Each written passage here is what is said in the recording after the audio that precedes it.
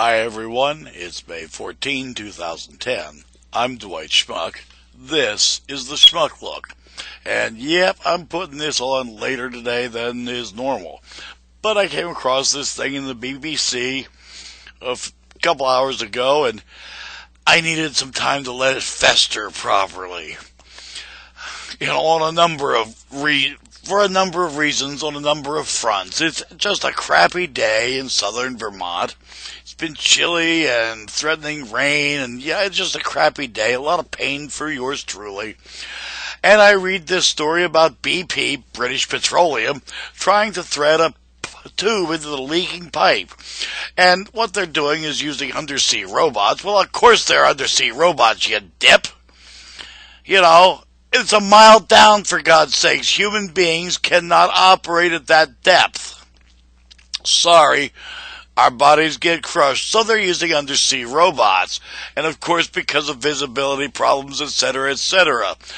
But as you get into the story, they've got the top hat thing that they're working on getting there, and, all the stuff. And some scientists have significantly raised their estimate of the rate of oil flow as the surface slick has grown to 3,650 square miles, 9,500 square kilometers.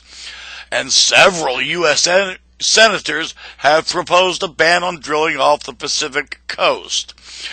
Yeah, do you think? Now, what they're trying to do here is put this 6-inch pipe, and of course there's a big cork thingy around it, or rubber stopper, or some such a thing. They're trying to shove it down the 20-some inch pipe that the well is, that's gushing oil. Now, last week, they said, and if you recall correctly, I said, they've got it up to 5,000 barrels a day. Well, I said, you watch, it's going to be 10,000 barrels a day. Oh, did I misestimate? Honest to goodness now, it gets even better. They're figuring now about 70,000 barrels a day with a margin of error plus minus 20%.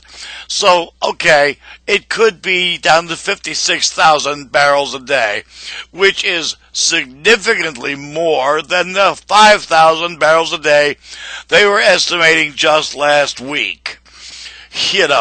When the government and the business people estimate stuff, it's, when it's bad, they're going to say, oh no, it's only 10% of the bad.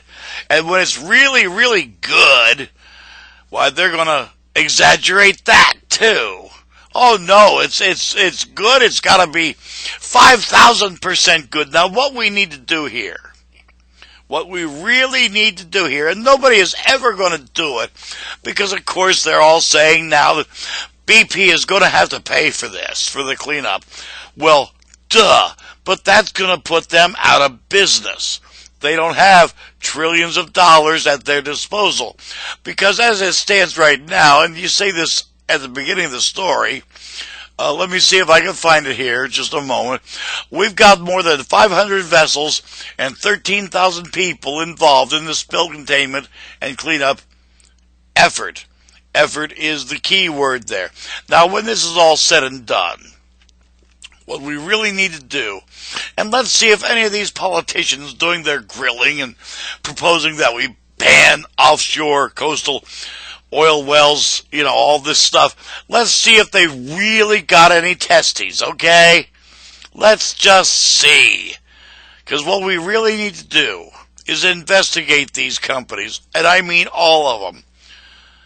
Because they're run by, you got it, business people who are always looking to cheap seat their way out of it because, well, it's better for the shareholders.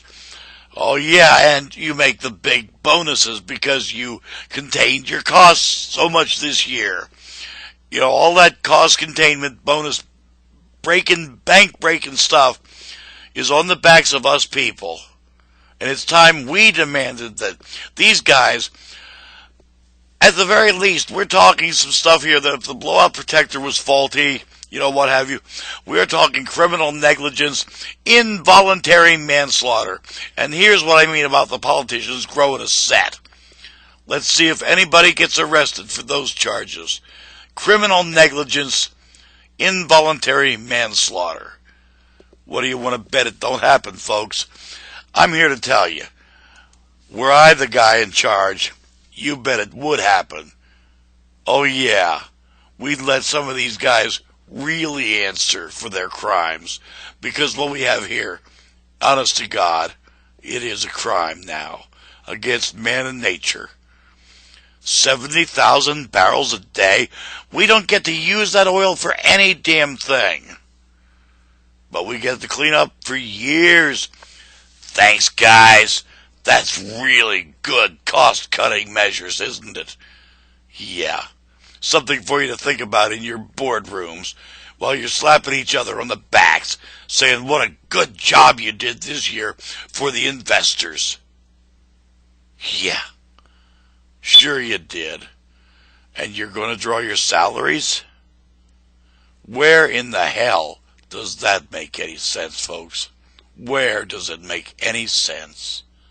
I'm Dwight Schmuck. That's today's Schmuck Look. Peace, everyone.